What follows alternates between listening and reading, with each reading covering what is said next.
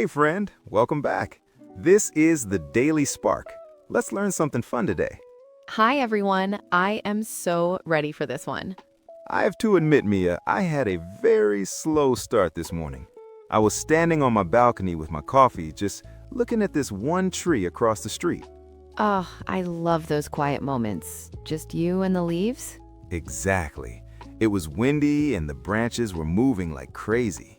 It made me realize how alive everything is, even in the city. That is so beautiful. It connects perfectly to what we're talking about today. But Ryan, I have to be honest, sometimes talking about nature in English scares me. Really? Why is that? Because the words feel so big. Climate change, sustainability, carbon footprint. I feel like I'm in a science class and I'm going to fail the test. I hear you. That is a very common fear. We think we need to sound like scientists to talk about the Earth, but actually, discussing history and the environment is easier than you think.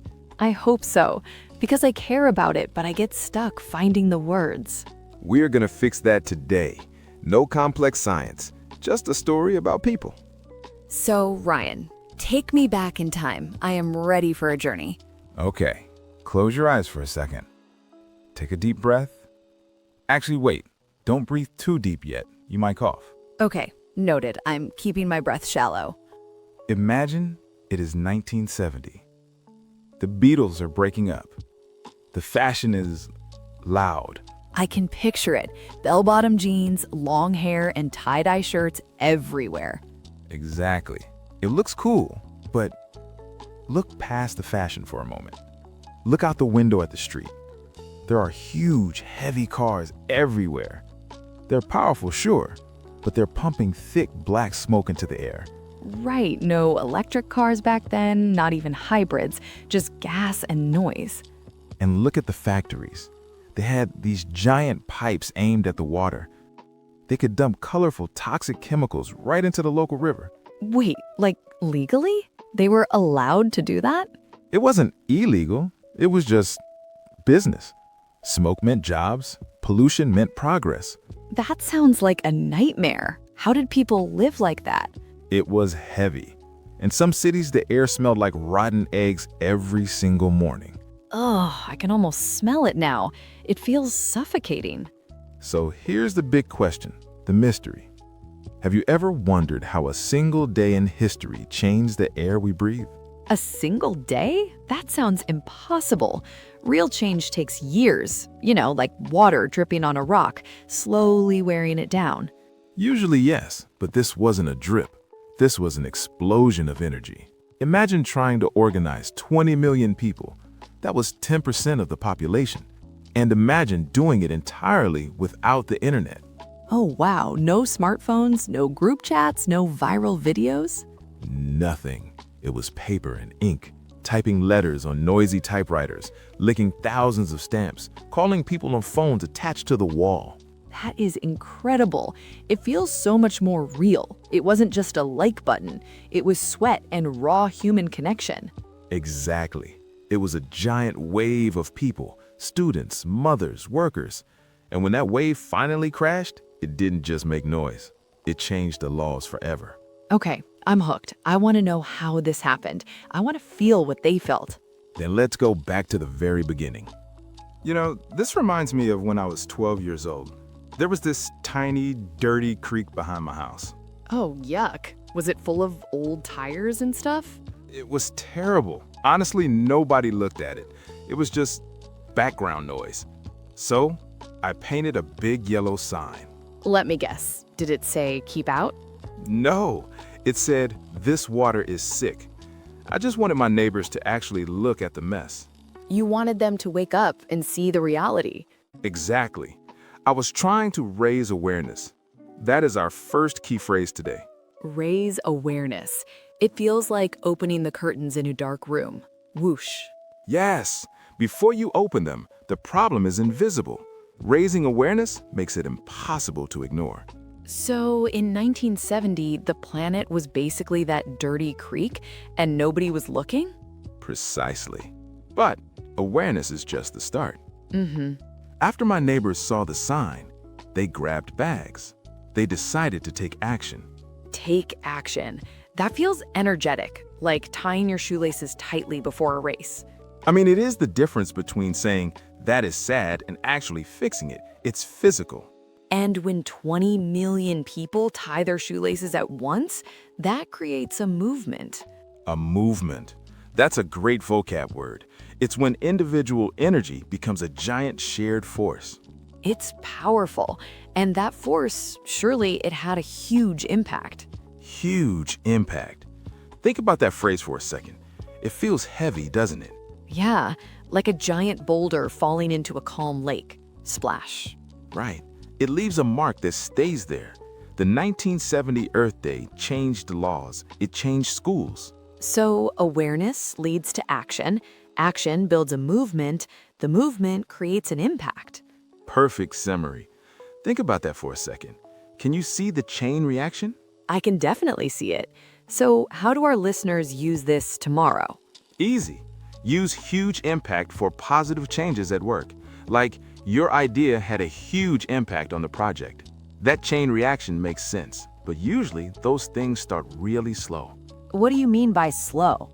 Well, for the first Earth Day, I picture maybe 100 people. Just a small group in a park playing acoustic guitars, very chill. That is a very cozy image, Ryan, but you are way off. Okay, fine. 200 people. Try 20 million. Right. And even knowing that number, actually picturing it is just staggering. It was huge. That is why we say they stood up for the planet. Whoa, hold on. Stand up for? That sounds like standing up at a wedding. Not exactly. When you stand up for something, you defend it. You decide to protect it against something bad. Ah, I get it. Like if a bully is mean to my little brother, I step in. I stand up for him. Exactly. You become his shield. It feels brave. It feels necessary. So 20 million people became a shield for the Earth. That is a real movement. Precisely. And they didn't do it alone. They had to join forces. Join forces. Honestly, that sounds like a superhero movie. It feels that way. It means working together for a common goal. Republicans, Democrats, rich, poor, everyone came together. They all joined forces, despite their differences? Everyone. They put aside arguments to make a huge impact. That is powerful. Have you ever been part of a crowd like that? Once, at a big concert, everyone sang the same line at the same time. It changes you, right? You look around and realize you aren't alone. It really does. That crowd didn't just walk. They wanted to make a statement. Make a statement, like writing a letter to the editor. Bigger. It means doing something bold to show your values to the world. Like wearing a neon pink suit to a serious business meeting. Well, that is certainly a statement. But here it was serious. The statement was, we must save our home. Got it. Action that speaks louder than words. So, how do our listeners use this tomorrow? If you have a big project, tell your team, let's join forces to finish this. It is easy to talk about joining forces now, but back then, the reason to take action was literally right in front of your face. Literally? You mean you could actually see the problem in the air? Oh, absolutely. We often think of the past as simpler or cleaner, you know? Definitely not cleaner. Not in the big industrial cities. Exactly. In the late 1960s, cities like Los Angeles were completely gray. The skyline was covered in smog. Ugh, that phrase feels so heavy. Covered in smog. It feels suffocating, right? Like the city is wearing a dirty wool blanket. Smog is just smoke plus fog, but when you say covered in, it implies there is no escape. Total pollution. And people just lived in it. But doctors started realizing something scary. It was dangerous for health. That sounds urgent, like a warning label on a bottle of poison. It is urgent. We aren't talking about a runny nose. Breathing that air was actually hurting people's lungs. So use this phrase when a situation can physically hurt you. Swimming here is dangerous for health. Speaking of swimming, Mia, imagine looking at a river. Suddenly, you see flames on the water. Fire on the water? That sounds impossible. In 1969, the Cuyahoga River in Ohio actually caught fire. The oil and waste on top just ignited. Imagine you're walking by that river with a friend. You see the water burning. What would you say? I would probably scream. Before America, that fire was a massive wake-up call. I love that idiom, a wake-up call. It feels shocking, doesn't it? Like a loud alarm clock for your brain. Yes, it's a sudden event that creates awareness. It forces you to fix a problem. The fire made people realize we have to protect our water.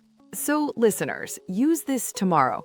If you get a bad grade on a test, don't just be sad. Tell yourself, this grade is a wake-up call. I need to study harder. That fire was a wake-up call, sure. But did the government actually get out of bed? They didn't just get up, Ryan. They finally got dressed and went to work. Okay, so they made some rules. Big deal. Whoa, stop right there. Made rules? That sounds way too weak. Why? It means the same thing. You have to follow them. I disagree. Made rules sounds like a teacher. We need to say they passed a law. Passed a law? Is it really that different? Yes, to pass a law feels heavy. It feels permanent, like stamping a serious document. Okay, I hear it now. It sounds like ink hitting paper. Bam! Exactly. Because of Earth Day, they passed a law called the Clean Air Act. And that law forced companies to finally stop the pollution. But here is the big question. Did people actually see the difference? I mean, surely the sky didn't turn blue overnight. Well, see the difference is all about visual comparison.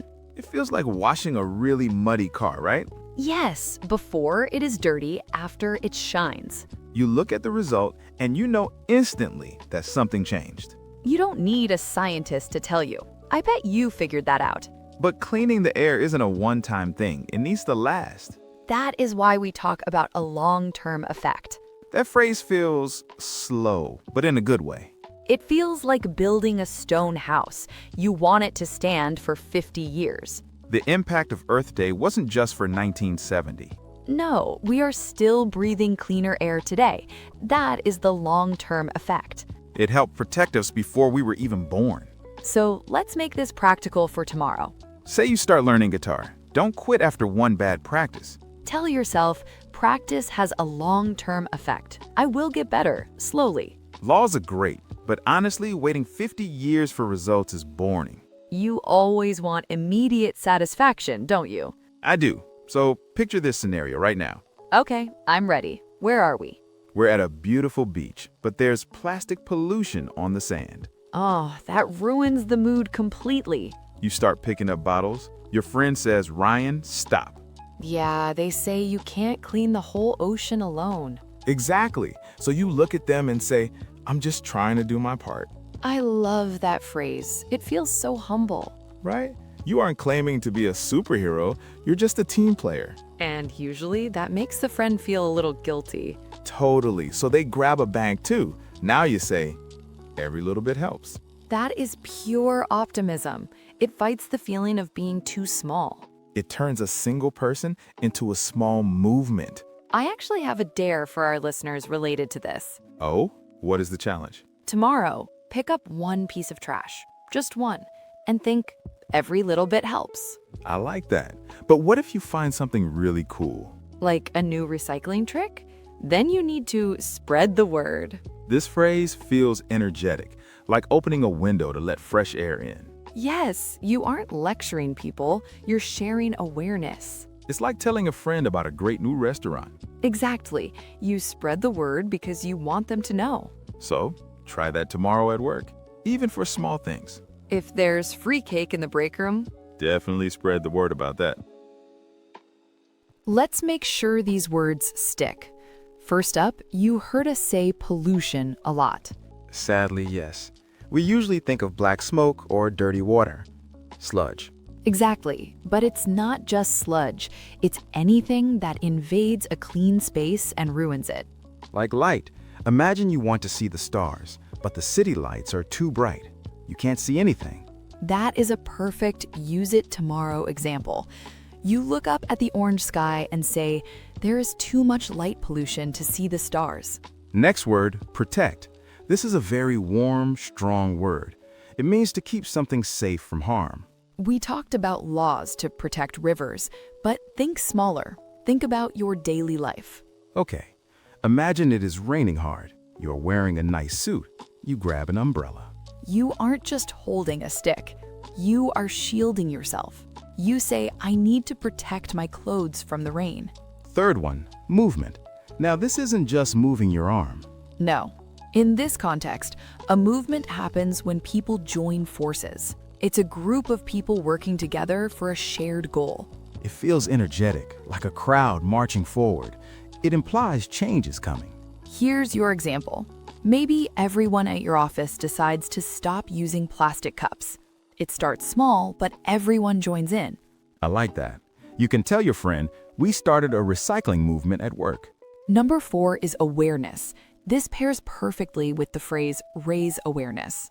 It means waking up. It's the moment you stop sleepwalking and actually see the problem. Think of it like turning on a light in a dark room. Suddenly, you see the furniture. You have awareness. Use it tomorrow at a charity event.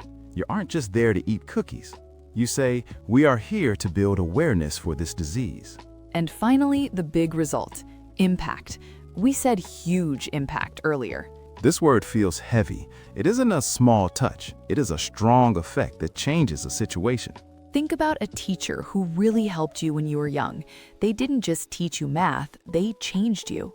That is beautiful. You can say, Mr. Jones had a positive impact on my life. Wow. Take a deep breath with me, everyone. We really covered a lot of ground today, didn't we? We basically traveled through time, from the protests of 1970 all the way to the present day. And listen, be honest. If your brain feels a little tired right now, that is completely normal. Learning history in a second language is like running a mental marathon without training. Totally, it's a workout. But you did it. You stuck with us until the end. And remember our promise. Discussing big, scary topics is actually simple if you focus on the human story. Right. It isn't just dates and facts, it's just people trying to protect what they love. So here's your challenge for tomorrow. I want you to be brave. Try using the word impact or protect in a real conversation. Just once. It can be funny too. You could say, I need to protect my sandwich from my dog. I like that one. Or maybe, this coffee protects my energy. Also, we really want to hear from you. Tell us in the comments, what is one small thing you do to protect nature? Do you recycle your paper?